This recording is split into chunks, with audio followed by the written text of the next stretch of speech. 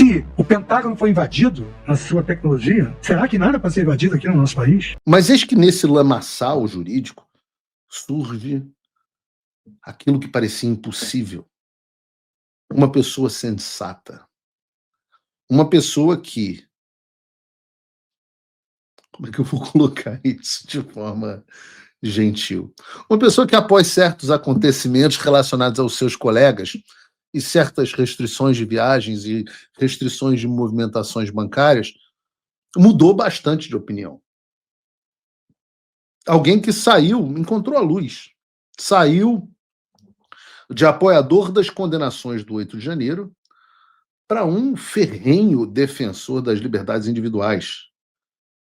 Eu diria que hoje é praticamente o James Madison, um Alexander Hamilton brasileiro. E é claro que eu estou falando do ministro Luiz Fux. Porque ontem, no Supremo Tribunal Federal, ele ressaltou o óbvio. Contestar o sistema eleitoral é positivo. Positivo para a democracia. E não o contrário. Vejam o vídeo. As únicas diferenças do contexto brasileiro com outro país recentemente citado, até porque consta da declaração à imprensa divulgada pela Fundação Nobel que o governo venezuelano tem sistematicamente suprimido a oposição por meio de fraude às eleições, persecução legal e prisão, o que não tem nada a ver com o sistema brasileiro. Mas a verdade é que uma manifestação contundente fora feita pela política Maria Corina Machado. Maria Corina Machado, que legou, efetivamente, uma lição sobre a importância das iniciativas da sociedade civil na fiscalização do processo eleitoral, a fim de que este seja sempre transparente e goze de legitimidade perante o povo. Naquele país, o regime incumbente impediu até a candidatura dessa senhora nas eleições presidenciais de 2024. Imagina. Mas, ainda assim, a ativista logrou mobilizar milhares de voluntários por todo o país para fiscalizar os locais de votação e documentar a contagem de votos. Essa iniciativa pacífica descortinou para a comunidade internacional os vícios do sistema venezuelano, que não tem nada a ver com o Brasil, o que só foi possível pela coragem de pessoas do povo que arriscam em suas vidas e liberdade em prol dos princípios democráticos. E aqui, senhor presidente, trago um argumento que eu acho que ele é bastante importante. O que se pretende realçar é que o reconhecimento conferido por esse prêmio, que certamente não seria conferido pela prática de um crime, teve um papel essencial para os cidadãos na construção de uma democracia vigilante, em constante aprimoramento, inclusive tecnológico. Há um aprimoramento tecnológico, nós podemos chegar amanhã depois a várias outras conclusões, por meio do engajamento cívico no debate público sobre o certame eleitoral. Quando é que vocês vão viajar no tempo? Viajar no tempo para um passado longínquo? Na época da fundação da República? Não. Regime militar? Não. 2002? Não. Nós vamos viajar no tempo para 6 meses atrás. 6 meses atrás, quando que vocês imaginariam, nessa primeira turma, ver um ministro do STF falando para todos ouvirem que contestar o sistema eleitoral não é crime? E citando o caso da Venezuela, e dizendo que a fiscalização do processo eleitoral naquele país deixou claro os vícios existentes no processo. Ou seja, segundo Fux, para que as fraudes nas eleições venezuelanas pudessem ser detectadas, foi necessária a pressão popular e a fiscalização, e fazer isso jamais poderia constituir crime, nem na Venezuela, muito menos no Brasil. Outro ponto muito bom que eu não podia deixar de citar aqui no programa, foi a deliciosa cutucada que o Fux deu no TSE. São 18 segundos de vídeo, mas são 18 segundos que valem muito a pena. Coloca pra gente aí, Bruno. Amigo, outro dia, virou para mim e disse: se o Pentágono foi invadido na sua tecnologia, será que nada pode ser invadido aqui no nosso país? Quem pergunta sabe a resposta, mas eu também não respondi nada. Cara, quantas vezes vocês não repetiram esse argumento? É o questionamento que todo mundo faz. O nego hackeou o Pentágono, tem o aparato militar mais poderoso do mundo, todas as tecnologias mais avançadas de proteção de dados do mundo. Nego hackeou o sistema dos caças F-15 dos Estados Unidos. Tá aí. Sem que caça tenha... Olha, só para deixar claro aqui aos ministros do TSE, que os caças do F-15 também não têm nenhuma ligação com a internet. Ora, Israel hackeou os sistemas dos principais bancos do Irã, que é um dos países mais avançados em guerra cibernética. Afetou o cartão de crédito de uma porrada de membros da Guarda Revolucionária. Ora, Israel conseguiu explodir os pagers dos caras do Hamas, ou do Hezbollah, já não me lembro mais. Mas as urnas eletrônicas não. Essas não podem ser invadidas. Isso virou...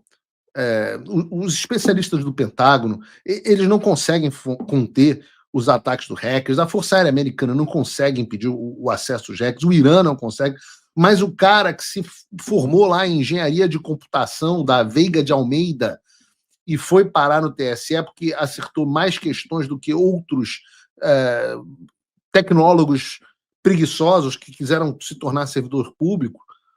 O cara faz parte de um funcionalismo público completamente defasado tecnologicamente. Esse sim é o cara que consegue parar tudo quanto é ataque hacker. Eu já trabalhei em repartição pública, eu não sei se alguém aqui já trabalhou em repartição pública. Eu já trabalhei no governo do estado e na prefeitura do Rio de Janeiro. Nunca trabalhei em um órgão federal. E na Câmara. Você chega nesse... que não deixa de ser um órgão federal, mas do Poder Executivo. Então você chega num órgão público no Brasil, e me respondam vocês aqui, se verdade, se eu não estiver falando a verdade.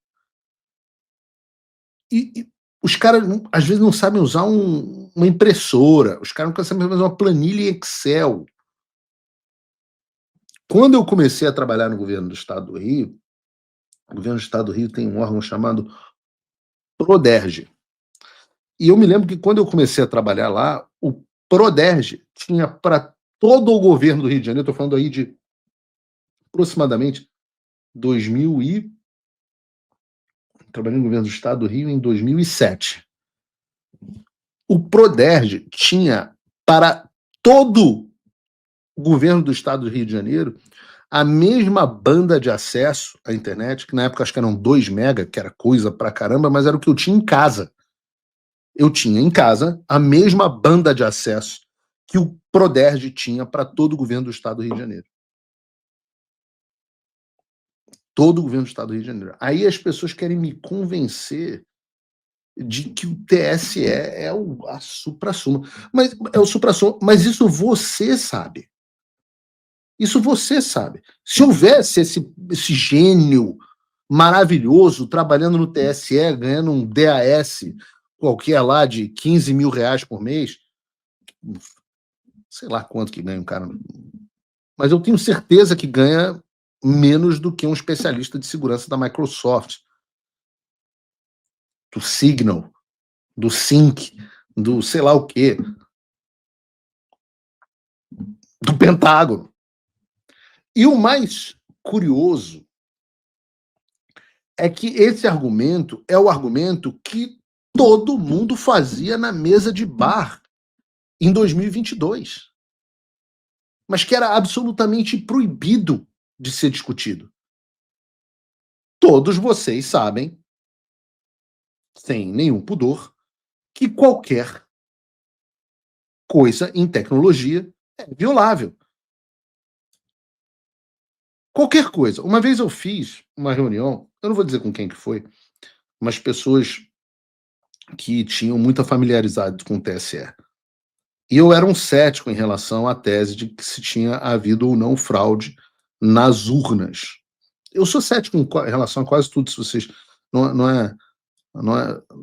não comecei agora com o Dr. Chilique. Eu sou cético, eu acho que afirmações extraordinárias necessitam de evidências extraordinárias e muitas vezes eu sou o último a acreditar nas coisas. Eu sou ruim de acreditar em teoria da conspiração pra caramba. Então eu sempre erro por último. Tudo que eu trouxer a vocês é porque, de fato, eu procurei evidências muito fortes dessas coisas. Pois bem, eu conversei com esses caras uma vez E os caras me explicaram um nível de desorganização que é o TSE. Não foi a história só do hacker que entrou, ficou não sei quanto tempo lá dentro, teve acesso a todo mundo. Não, é uma zona aquele troço. O TSE é uma zona, como todos os órgãos públicos brasileiros. Se você chegou até aqui, é um bom sinal. Para assistir os vídeos completos, acesse nosso site ou baixe nosso aplicativo totalmente grátis.